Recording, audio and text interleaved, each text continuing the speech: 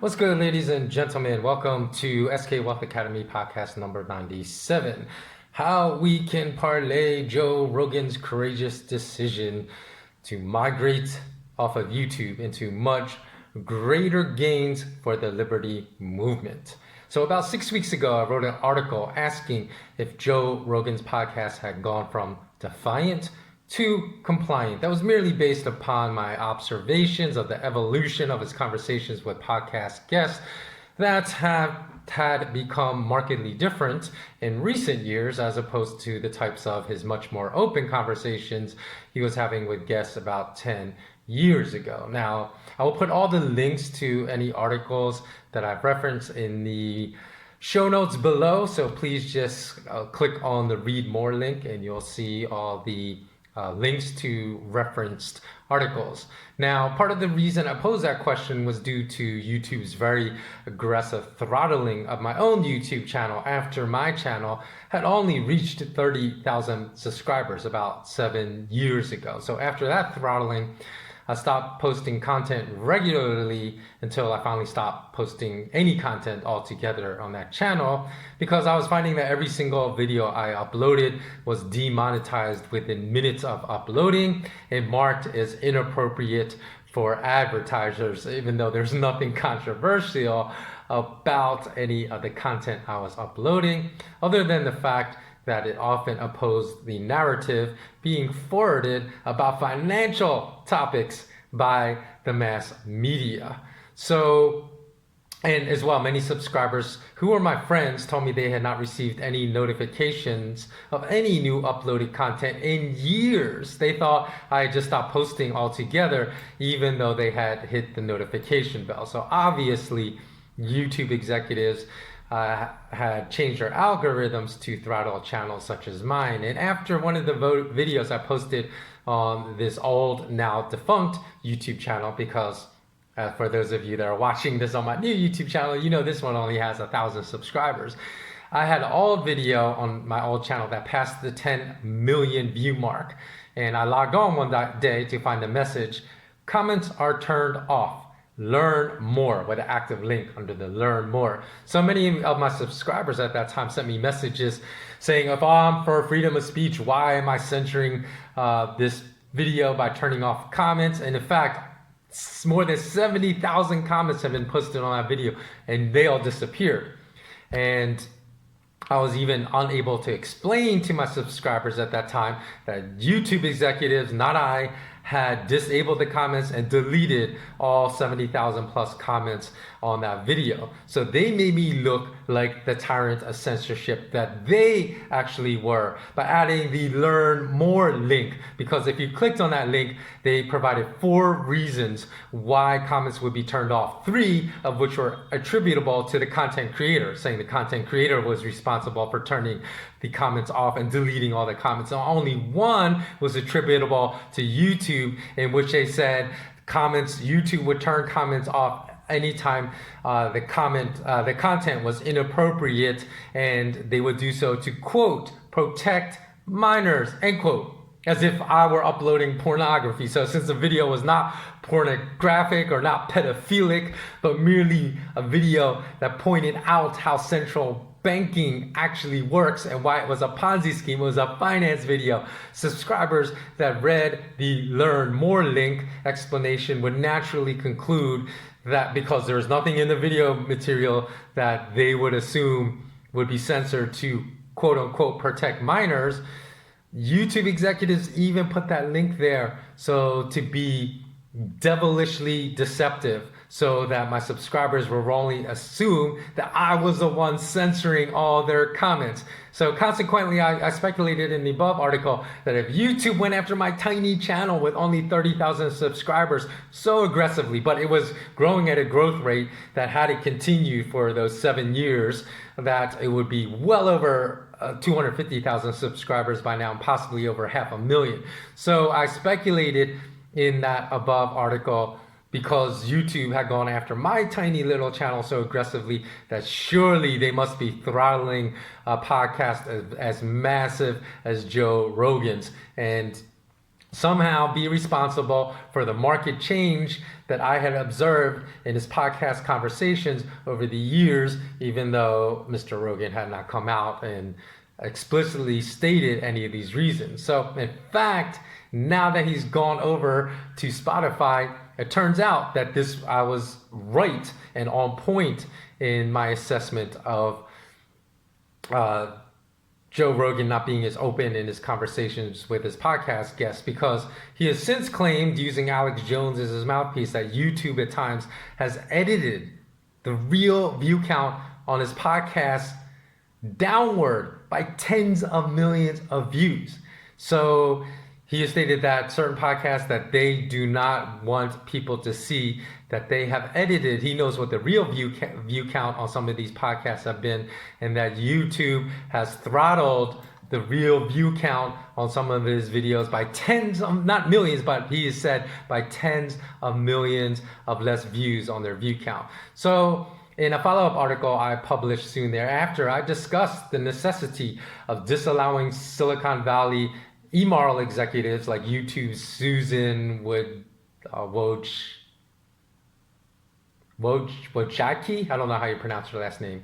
But anyways, I've discussed the necessity of not allowing executives like her divide us with fear, and the necessity of ceasing to engage in harmful behaviors like self-censorship that is driven out of fear. So instead, I stated we must combat and neutralize the fear spread by these parasites by speaking truth louder than ever out of love for humanity and for our fellow brothers and sisters all around the world. So I declared that the Silicon Valley executives whose behavior is driven by hatred are terrified of people that express love, because love emboldens us to speak out, to stand up for truth, to be courageous, act honorably, to treat all equally with dignity, with no concern for religious, political, national, or socio-economic lines, and to exercise our morals and principles. So I also explained that the biggest trick the devil has played on us is to trick us into believing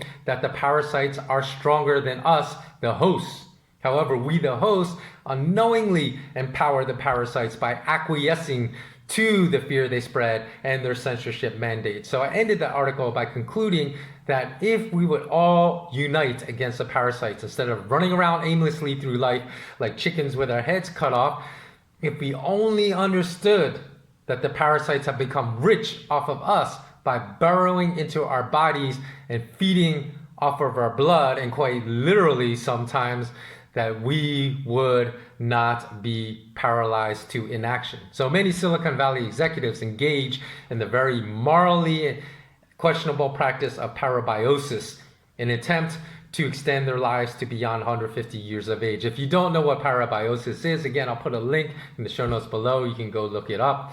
Ironically, one of the companies that offers such treatment of parabiosis has named itself Ambrosia, which is a term, for those of you familiar with Greek mythology, that refers to the mythical food of the Greek gods reserved only for divine beings.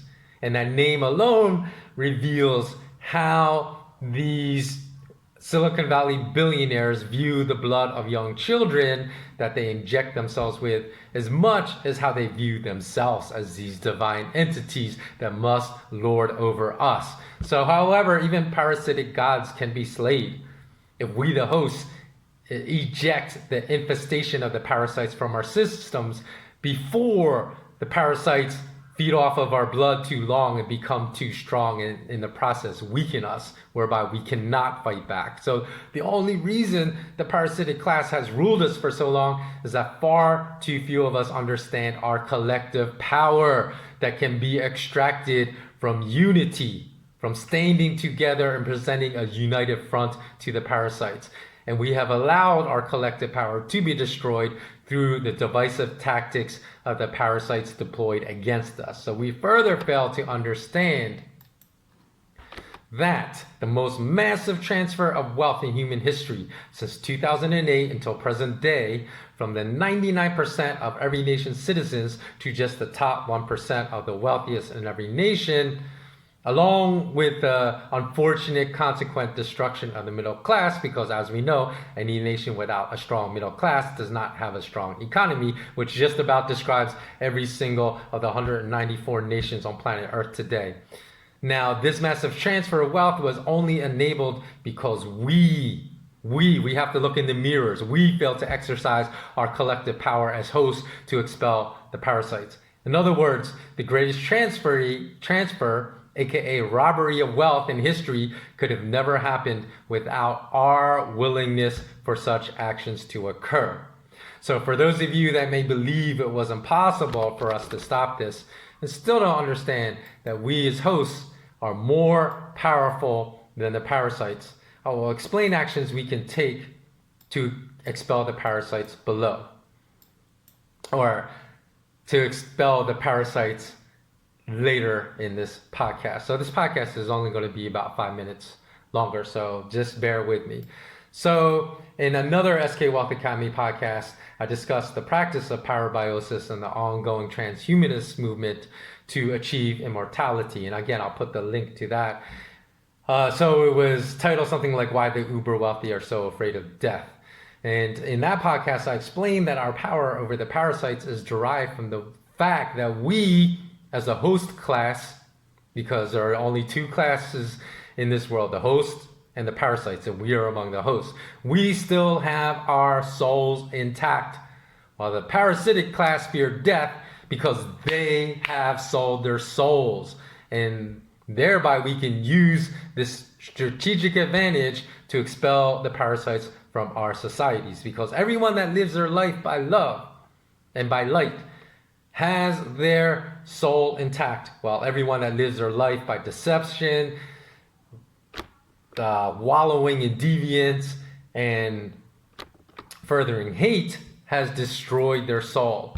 And having one's soul intact is great power.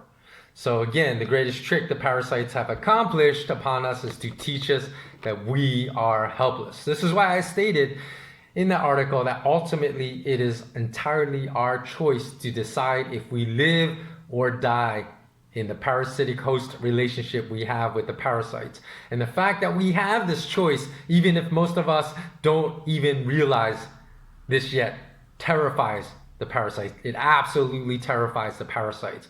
And again, stripping us all of beliefs that we have this choice has always been the modus operandi of the parasites. And it's also the reason why they enforced a blanket lockdown strategy that made no logical or rational sense to deal with the viral pandemic, when a much more effective and a non-business and economy destroying strategy of a segmented vulnerable versus the non-vulnerable strategy existed, as I discussed in my podcast number 84C. So just go to my podcast 84C if you have not yet listened to that one. And that was not only was this much more efficient economic saving strategy never deployed, but it was never even considered as a strategic option by the parasitic class, which says loads about what their reason for destroying the economy really is. So furthermore, for those of us that are unhappy with the monopoly of fiat currencies enforced upon us by central bankers in every nation in the world, the fact that we do not insist upon the widespread use of money that provides liberty instead of enslavement to all of humanity, again, is only driven by our very false belief that we have no power. I've pointed this fact out multiple times in the past.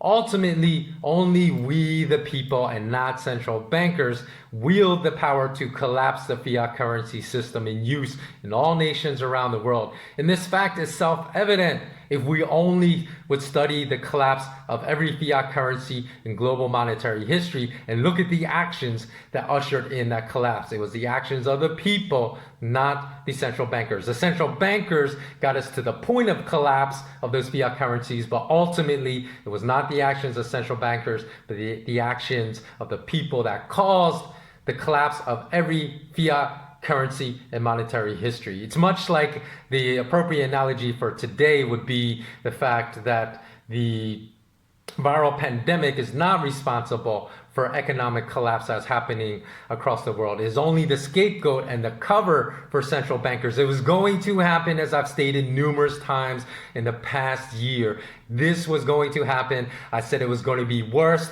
than the 2008 global financial crisis, which means that we have not even yet received the worst part of the downturn yet. It is still ahead of us.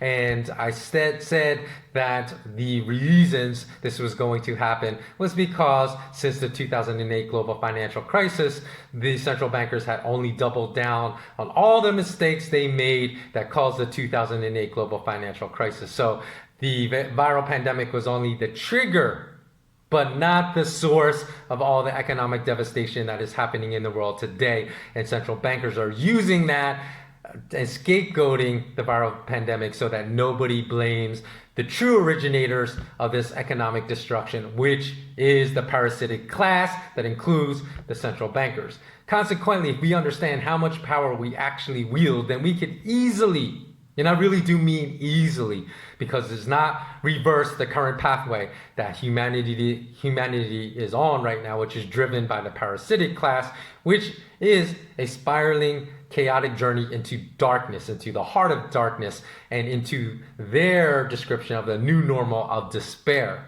And we could transform this journey we're on, which is not a good journey, obviously, into a journey of light instead. We could restore the light to this world that's being destroyed by the parasitic class.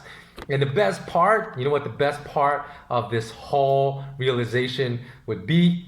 Is that this can be achieved through a peaceful revolution. It does not even need to be a violent revolution. So given that Joe Rogan revealed that he was tired of being told what he can say and what he cannot say by YouTube and Google executives during private meetings with them as his primary reason for moving to Spotify, and that he negotiated as part of his contract terms a no censorship clause for podcasts that he would record and upload to Spotify, I guarantee you that Mr. Rogan's decision was not driven by fear, but it was one driven by a love for humanity and a love for his family and his children. So in essence, in the aforementioned explanation for his reasons for leaving YouTube, Mr. Rogan revealed that my observations about his speech becoming increasingly compliant over the past decade in his podcast had some validity at a minimum. Whether that compliance was subconscious or was a conscious decision because of the fact that YouTube executives told him that if he said certain narratives in his podcast, that podcast would be automatically demonetized. So I cannot emphasize the importance of Joe Rogan's decision to support the liberty movement, even though I've already witnessed many comments posted under articles describing his decision excuse me, to move away from YouTube that have been drenched and seeped in sarcasm and stated beliefs by haters saying that nothing's going to change about the big tech censorship plan, that Joe Rogan's move will just be a little blip and then be forgotten forever. In my opinion, sarcasm is completely the wrong reaction to Mr. Rogan's decision, as the time for belittling courageous decisions is detrimental to the liberty movement. We must stop bickering among ourselves. And this is because this is exactly how the parasitic class wants us to behave. This is exactly how they control us. Instead, we must focus on unity. We must focus on banding together now and striking while the iron is hot. So I'm going to call upon all YouTubers with influence to execute a mass exodus from YouTube, because this is a time we need to use the massive power that we have as hosts in unity to defeat the parasites. If we move now, it can be done in a peaceful manner.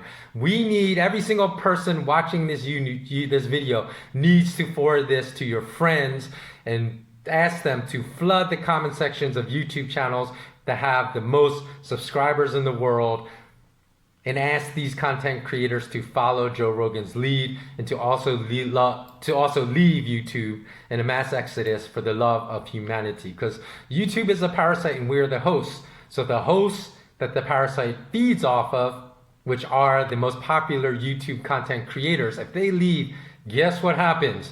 The parasite will wither and die. So one may respond by stating, hey, Spotify is not going to give other top YouTubers like PewDiePie Coco Melon nursery rhymes, 5-minute crafts, the WWE, Justin Bieber, Dude Perfect, and Ed Sheeran, all $100 million deals to leave YouTube for exclusivity with Spotify as they did with Joe Rogan. So this might be true, but Spotify is not the only option out there. It's not the only other alternative, because k.im has been quietly building his platform, k.im, that's specifically designed to slay the parasites of the tech industry.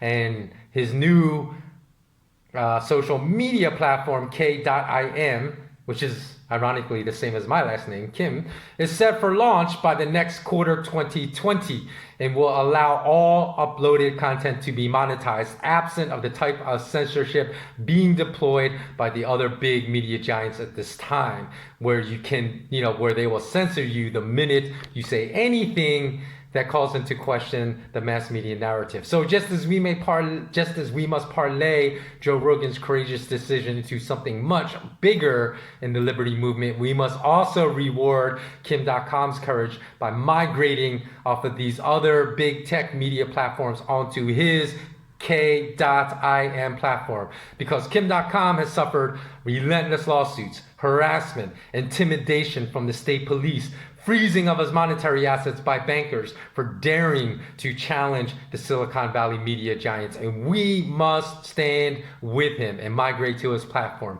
So for those YouTubers like Justin Bieber, who during the heyday of his bad behavior deservedly received a lot of ridicule, he has turned his life around, and he's been very open about his faith and his understanding of the spiritual war being waged right now for being responsible for his turnaround. So people like him should be very easy to convince into exiting YouTube, because it should be easy to convince people like him that it would be massively beneficial to leave YouTube to forward the fight for liberty and compassion for all of humanity. So to the young fan base of Justin Bieber, now is the time to visit all his videos and to flood them with millions of comments to migrate off of YouTube to sites that promote liberty like k.im.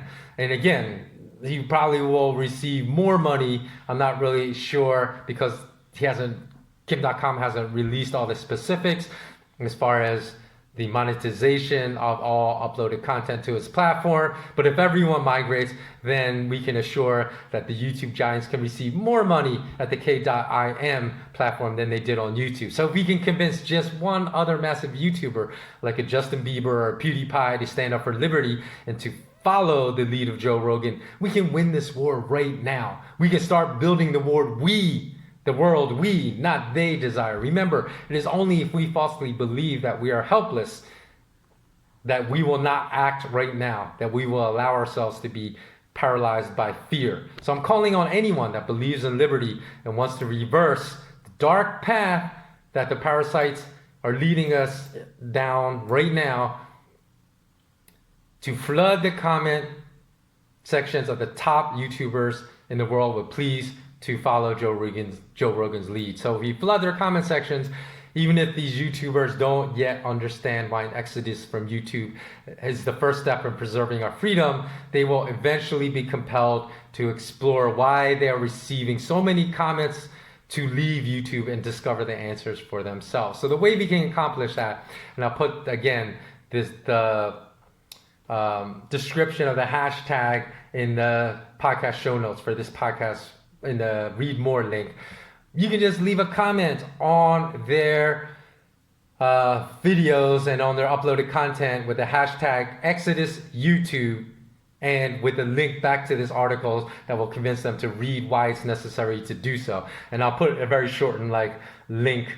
Use one of the URL shorteners to put a very short link. So it'll be a very short comment that will just fit in one line that can be posted. And if that's posted millions of times, trust me, these people will go find out why we're asking them to leave YouTube. So as the late great Bob Marley sang in the song Exodus, he said, many people will fight you down. Tell me why when you see Jah light. Let me tell you, if you're not wrong, then why? Everything is all right. So we gonna walk all right through the roads of creation. We, the generation, tell me why. Trod through great tribulation.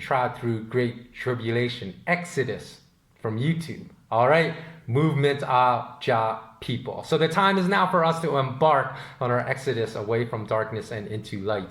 If we can convince just one massive YouTuber to leave along with Joe Rogan, I believe we can create a domino effect exodus out of YouTube, whether that exodus is to Spotify or to k.im. So let us unite to accomplish this goal starting today. Because let me tell you what the most important result of this exodus will be. The most important result of this exodus is that we will all finally realize we have been deceived into thinking that we are helpless, when in reality, we are all as powerful as lions and kings. It is time for us to start exercising our power.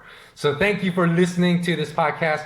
Please send this podcast and forward it to as many other people as possible if you believe in its message. As someone that has also been subject to relentless demonetization, shadow banning, and denied thousands of dollars of rightfully earned ad money from Google on my news site, because I've been running that news site for 15 years now, and they've literally denied thousands of dollars of ad money that have been accumulated. They denied paying it out, and I have the uncashed checks from Google to report it, because they just canceled all the checks. So please consider supporting me at patreon.com/skwealthacademy as well, in return for exclusive, I assure you, it's high value weekly financial analysis and 2 additional Patreon only bonus podcasts every month of very high value for just a small $5 contribution per month. So you can, again, in the show notes, I'm going to put a link to the enormous yields of 5 specific investment opportunities I provided exclusively to my patrons earlier this month. And you can go check it out and see that had you been a patron and actually went forward on those 5 opportunities, you would have earned enough money to actually pay that monthly Patreon fees for literally decades into the future. So please go check it out. So that's it. Please always remain intensely curious. And I'm not going to end this podcast with a typical question, but only ask you to please forward it to all your friends, all your colleagues, all your family members if you believe in this message. So thanks so much for watching. Stay mindful, stay grateful, and I send my blessings on to you. Bless up.